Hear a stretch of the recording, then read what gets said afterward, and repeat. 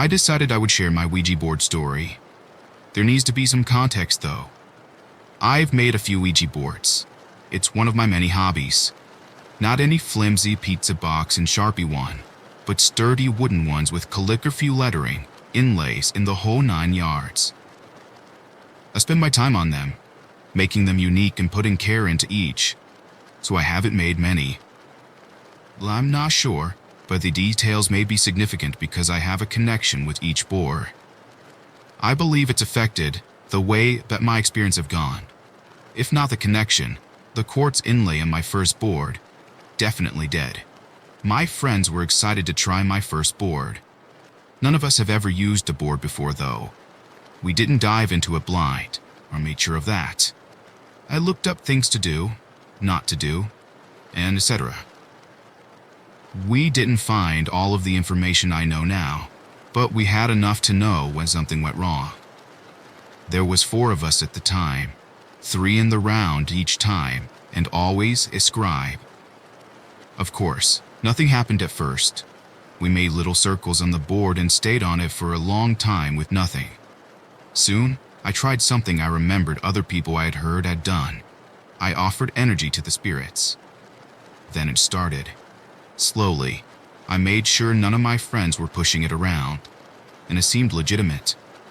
To add to the validity, I noticed each spirit had contacted had sort of a handwriting, meaning they moved the planchette with their own little quirks, and none were the same in the way they might move to the letters or say yes twice in a row.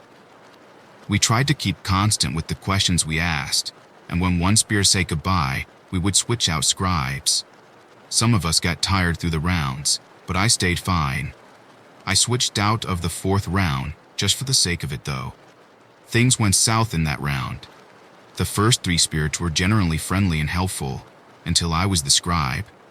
I had lead the other rounds, and this time, it was one of my friends. Now, this is where quartz comes in. For the sun and the moon, on this first board, I wanted to make them inlays. The sun was mother of pearl, and the moon was a little quartz stone. She started off like we always did, asking if there was a spirit with us. It went to yes. When she asked for a name, all it would give us was O. So we started guessing names that start with the O. We asked if his name was Owen, and it immediately went to yes. I thought it was odd, we got it on the first try, but I dismissed it as a coincidence. We asked him his age next. He said 0. But then he wanted 2.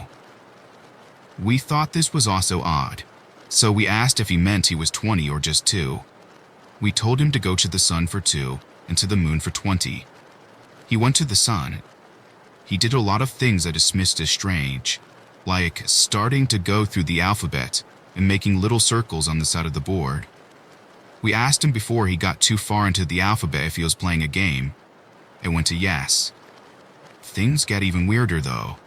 He went to the 2 corners on the side of the sun and kept making these loose and irregular ovals and kept going back to the letter O. When the planchette moved so far towards one of the players that it nearly went off the board, we had had enough. We forced it to stay on the board and to go to goodbye. We found out how many signs we missed and mistakes we made when we looked up more information right after, and over the next few days, especially after I realized an important fact, the planchette never went on the side of the board with the coarse moon, supposedly quartz words off evil, and not once did the planchette ever go to the right below it. It wasn't very clear quartz, but it still seemed to have an effect.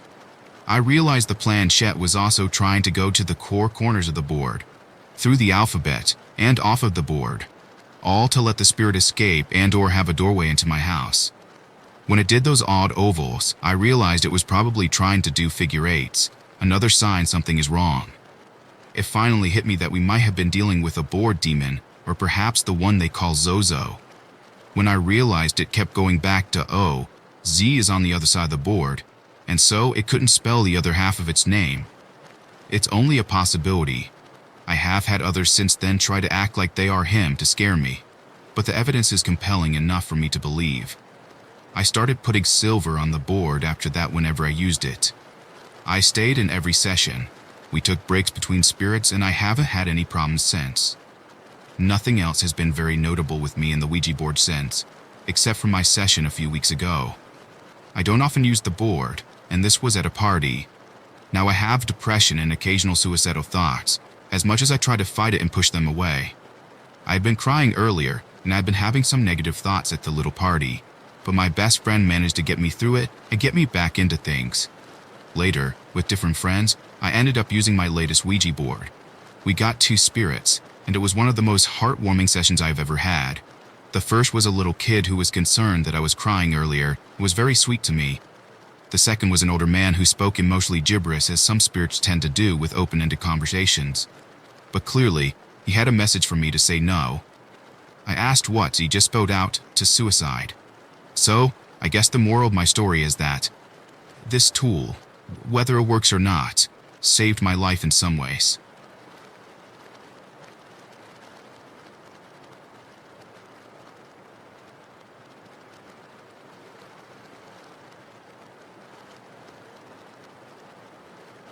I want to start by saying, I never believed in heaven or hell, nor did I believe in the supernatural. I've always had a heavy belief in science. The following events, however, I'm certain are real and have happened. It was my junior year of high school back in 2011 or 2012. My friends were into the usual weekend activities of drinking, partying, and getting into trouble. This particular weekend, about 5 of us decided to get together to explore our state's most haunted cemetery. We live in a small city, so we figured, what could go wrong? And how could it hurt to have a little spooky fun, right? One of my friends had a Ouija board and decided to bring it along. We, on the other hand, loaded up the car with as much alcohol and weed as we could manage. It's about a half an hour later when we're clear on the other side of our city, on a road lit only by the stars in the middle of nowhere. A little history on the cemetery. It's been investigated many times by many different paranormal investigation teams. They've come up with the same result in most cases. An entity that will shove you off the wall around the cemetery if you're walking along the top of it. A shadowy figure that lurks in the woods in the back. Orbs. And all things kind of like that. The cemetery itself is home to hundreds of children, Civil War soldiers, and governors. The oldest grave is reported to go back to the 1700s. To give you an idea of what we need to do to get into the cemetery from where we park, we first need to not only be on the road that leads through the side of town, then you need to climb over a chain, walk down a 2-mile dirt road, and finally, you need to climb a 5-foot wall into the cemetery itself. It's very tedious. We proceeded through this gauntlet after parking our car until we hit the front gates. While there, I felt something was immediately off, though I'm unsure if it was my friends or if it was just me. At any rate, we helped one another over, and once we got inside, we began partying. We ran around yelling, screaming for the ghost to come get us. Then we went hunting for the shadowy figure in the woods in the back. We then walked away, and the only time anyone felt off was because they were too drunk to balance. Needless to say, nothing unusual happened. That's when we pulled out the Ouija board. The moment we got the board out, I felt drawn to a grave near the center of the cemetery. We all headed over, placing the board on top of the grave. Things started with your typical tomfoolery and silly questions, which of course led to nothing. Growing bored and sober, we decided to go home. Well, I dropped everyone off before going home and passing out myself. The next few days went by eventless, until one night, when I passed out and my life changed forever. I thought I woke up, but I come to find out that I hadn't. I will always remember this place very vividly. The feeling I got when I watched myself sleeping in bed was so surreal. I wasn't dreaming, but I wasn't in what we consider real life per se. A few more minutes passed and I watched myself sleep when I suddenly felt something pulling towards my window. I remember telling myself I can't go to the window. My bed is in the way. The moment that thought crossed my mind, The bed was no longer there. I didn't go around or stand on my bed. No, I was passing through it. Before I could process things, my hand began moving the curtain against my will. I remember fear enveloping me as this happened. Once the curtain was drawn, my eyes were glued to the streetlight outside my window. There was a little boy, probably no more older than 4 years old, staring straight at me. The boy looked to be from an older time, but before I could speculate further, something grabbed the boy and pulled him away. It was at this moment I awoke and realized it was time to go to school. I remembered everything vividly and uncomfortably. I tried to let myself think this was all just a dream. The next few nights were the same dream, if you even want to call it that. This continued for about a week or so, before it finally changed. Instead of having the urge to open the curtains, I was instead watching myself sleep, my back towards the open room. I would get the urge to turn around, and so I would do so. That's where I saw him. The boy was in my room, reaching his hand up to me as though he was afraid. I reached out to him. When I was only a few centimeters away, his hand changed. He was no longer a boy at all. I'm not sure how to describe what he turned into. I can only say it was dark, evil, and full of hatred. It was basically like a dark cloud. I remember screaming, but no sound coming out. Seconds later, I awoke, at which point I turned all the lights on and I saw nothing. This recurring nightmare continued on for what felt like weeks, until I eventually refused to sleep and fell into the darkness and the sickness and depression. I stopped eating because of the anxiety and stopped taking care of myself, and eventually my grades began to slip. I grew angrier as time went, and eventually I felt that I needed to go to church. Me, a believer in science, who had never gone to church ever, felt that I needed to go there. I eventually went to a church, sat down, and explained everything to a priest. When he asked if I'd ever tried to communicate with demons, etc., I had my moment of clarity and remembered the cemetery excursion. I then explained to him everything that had happened that night. The priest I spoke to wasn't really a demonologist or someone who handled such things. So after I left the church, I got my friends to bring me to the cemetery again. Once we arrived, we immediately went to the grave we used the Ouija board on. The name, Samuel Diamond, was engraved on it along the years of his life, or 1859, died 1863.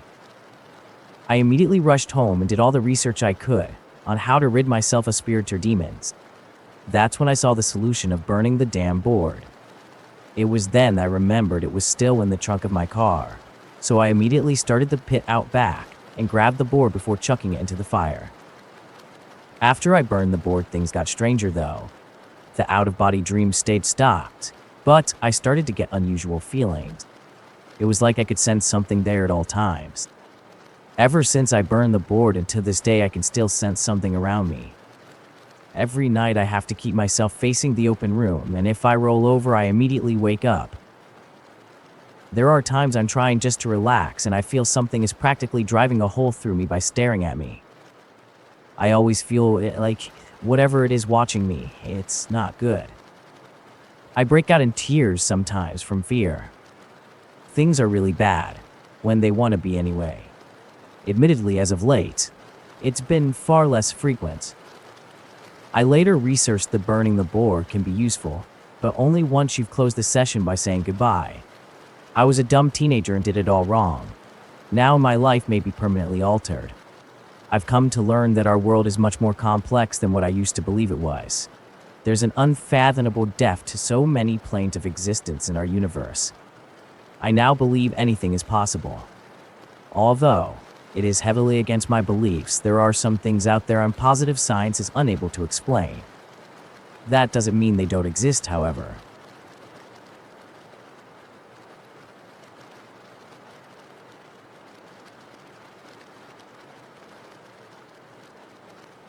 I've had paranormal experiences all my life. I believe this is in large part due to the fact that I almost died prior to birth, and some of my family are gypsies. My grandmother in particular even has a crystal ball. Then again, I could just be cursed, as my mother grew up near 3 women that were believed to be real-life witches. At any rate, I'm getting off track. People often say that if you play with Ouija boards, tarot cards, or the like, you're invoking and inviting evil spirits, demons, and the dead. I've never done this, and yet, till this day, such things still find me. While my mother was pregnant with me, she would often get visitations when my dad was out of the house.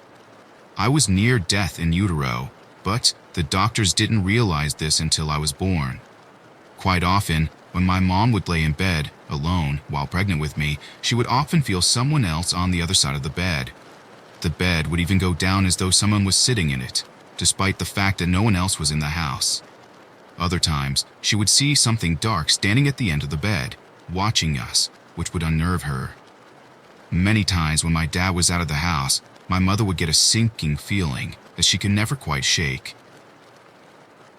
Over time, my dad would eventually leave, and after this, my mom bought a little starter house for us and our 5 kids. The house itself wasn't much, but we made it work. Shortly after getting settled into our new home, strange things began to happen. Our dryer would go on and off when not in use. Sometimes you would hear kids running around when my brothers and sisters were at school, and my baby was sleeping. This would also happen at night and wake us up quite often, at which point we would have a hard time going back to sleep again. The creepiest thing would happen, though, is when we would leave the house. We'd often come home to hoof prints and tracks as though a pig or some hoofed animal had been wandering through our home while we were out. Sometimes, you would hear a ball bouncing in the attic, despite the fact that we never had any toys in the attic. As a toddler, I had a doll, like most girls my age did, with blonde hair and pink and white polka dot jumper, and a pull string. She often said things like, "I love you, mommy," or "I'm hungry, mommy." This is cute, right?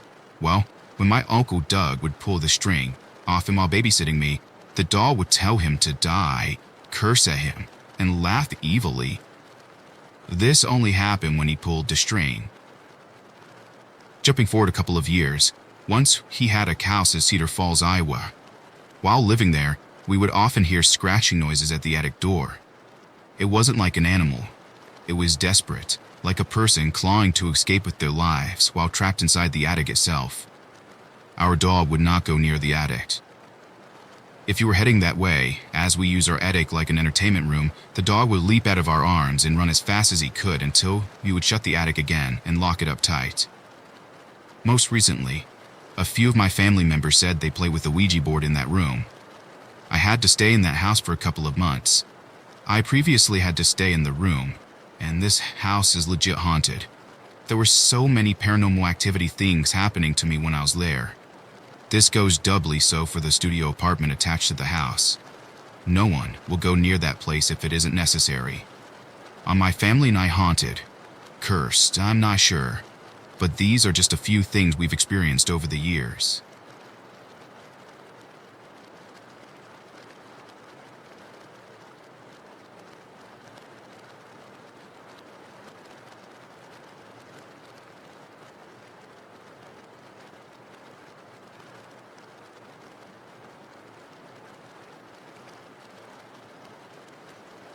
It was the summer, heading into my senior year of high school, when I was invited to a friend's home with a few of my other friends. This takes place in what I believe was a very rural countryside in Oklahoma. When I arrived, I saw the board and planchette, and so being who I am, I stalled to buy more time before involving myself with any activity with the board. Ultimately, I was the only person who didn't want to get involved, but I caved to peer pressure and joined the group and started using the Ouija board. Everyone joined in a circle in the kitchen. Some candles were lit and the lights were shut off as we began our session. We started by asking basic questions, and nothing out of the ordinary seemed to happen. After a few more questions, we ended the session, thinking nothing of it. Still a little weirded out by all the stuff, I tried to put the board away. Upon picking up the eyepiece, I got the worst nausea I think I've ever had in my life. The next evening, I headed home. But I couldn't shake this feeling like something evil was following me. It was like a darkness that just hovered around me. For the next 13 nights in a row at 3:01 in the morning exactly, I have this same dream, over and over, like a broken record. I saw myself in the kitchen, playing with the same exact Ouija board from the party. Nothing more, nothing less. The third night, I began tracking the occurrences, and by the final night, I didn't want to think on it any further and tried to put it out of my mind. I didn't tell anyone of this. Once school began again, the dreams suddenly stopped. To this day, I'm not sure why I had the dreams, but I definitely won't ever mess with Ouija boards ever again. And if you ever get the chance to, I'd say you should neither.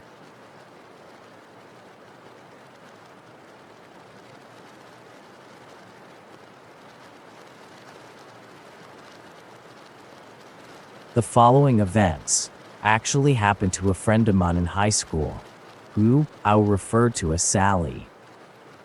Sally experimented with the Ouija board in her room a couple of times while in bed. She says she only managed to contact something one time, and that was the last time she ever messed with the Ouija board. She apparently threw her board away, trying her best soon after to forget all about the experience entirely. Sally gave me no other information as to what had happened during her communication with whatever she was communicating with, outside of saying she wished she never let her curiosity get the best of her. After her experience with the board, however, she said she would occasionally wake up in the middle of the night to the sight of a black cat staring at her. Sally claimed the first 2 times she didn't think much of it, as she left her window open at night during the summertime. However, once it cooled down, she shut her window, and she would still awake to that cat staring at her. During these experiences, she said she was usually very tired, and so she would try to ignore the cat favor of getting more sleep. One night, however, she decided there must be a stray cat living in her house, and she decided to get up and put it outside. Reaching for the cat, she said it never broke eye contact with her, but upon trying to grab the cat, it simply faded and vanished in a puff of smoke. Obviously, she was freaked out by everything that had happened, so she didn't tell anyone about it, because she thought maybe it was just having strange nightmares, or sleepwalking and hallucinating due to paranoia. In an attempt to address her situation, Sally rearranged her room, so that she was facing the wall now. After doing this, she said she would still wake up and feel like something was watching her, but she refused to look and see what it was, and would instead go back to sleep. Sally's mother runs a babysitting service, and one day one of the parents' kids was feeling tired, so her mom allowed the child to sleep in Sally's bed for a midday nap. When the mother of the child finally showed up, asking where her daughter was, Sally's mom informed her she was in the bedroom laying down as she was tired. Upon going to check on her daughter, the mother found her daughter on the bed in tears. When the mother asked what was wrong, the daughter replied, "Mommy, I don't want to come back here. Sally's cat scares me." The mother, obviously concerned, leaves as quickly as possible after informing Sally's mom she won't be back and why. Sally overheard this conversation and was completely terrified because she realized she hadn't been hallucinating the cat. The thing that scared Sally the most, though, was that they didn't own a cat at all. So the only cat she could be speaking about was the one she kept seeing at night when she was woken up from sleeping. Afraid of sounding crazy, Sally acted like she'd never seen the cat herself, and soon after her mom went to a mattress store and subsequently threw out her old mattress. Sally says the black cat has never appeared since.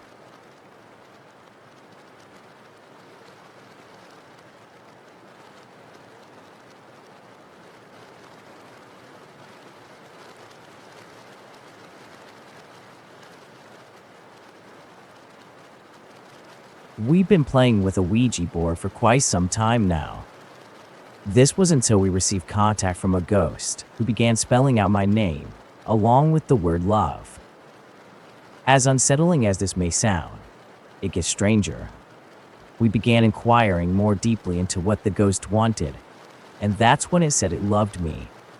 Now, you need to understand, I don't have any relation to this ghost at all. This creeped me out, but sadly, it got even more disturbing.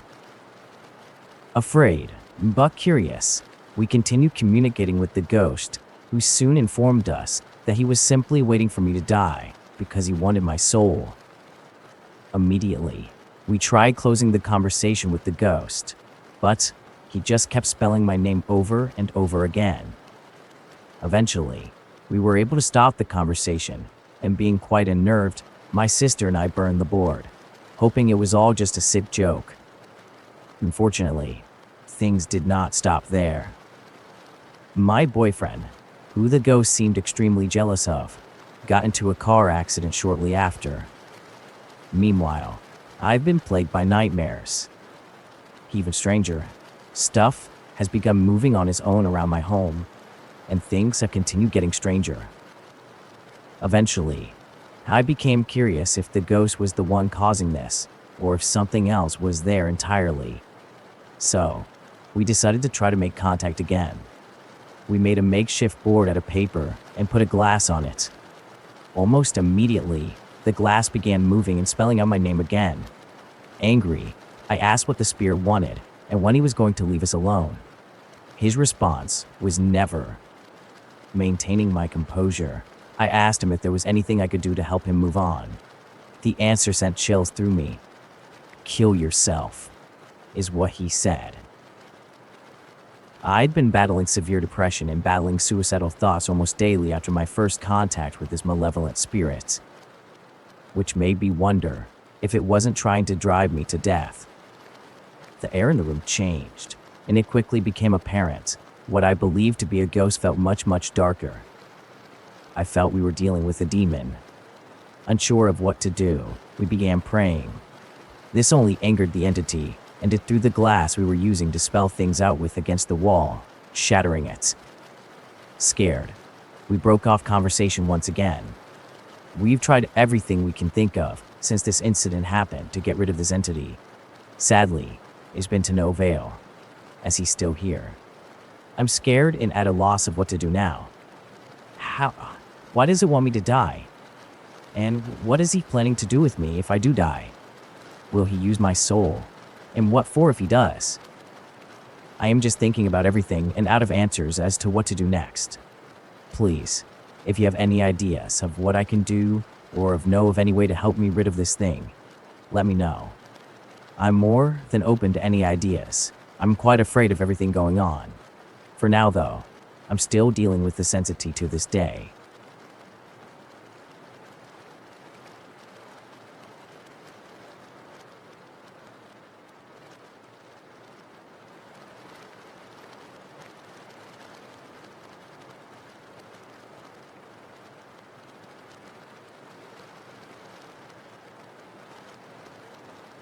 It was about a year ago when my friend and I decided to bring her Ouija board on a field trip.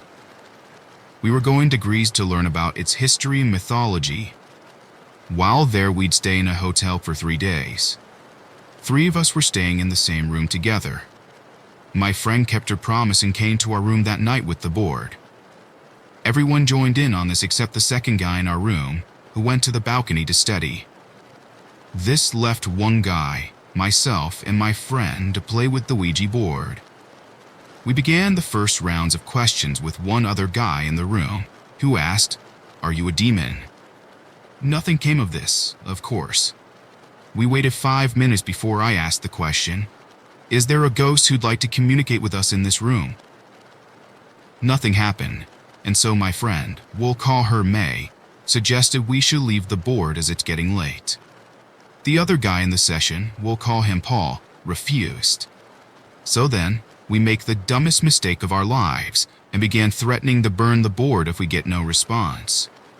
To our shock, the planchette began moving all on its own. The board simply spelled out no.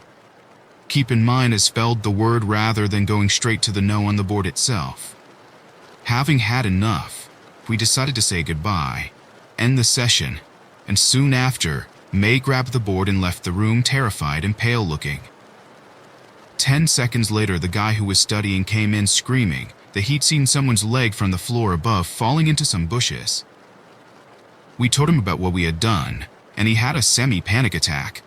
We crashed, and the next day May convinced us to check on the leg that had supposedly fallen. We checked with the elderly couple above us who claimed they hadn't dropped or lost anything. We then checked the bushes to find a knee-high boot. There was nothing strange about it or even in it. It was just a boot. We told the staff about it and they mocked us with the place possibly being haunted. I believe they thought we were kids just trying to pull a fast one, but nothing strange happened after that. To this day, we have no idea who that boot belonged to, how it fell, or who threw it. But I'm not messing with the Ouija board anytime soon.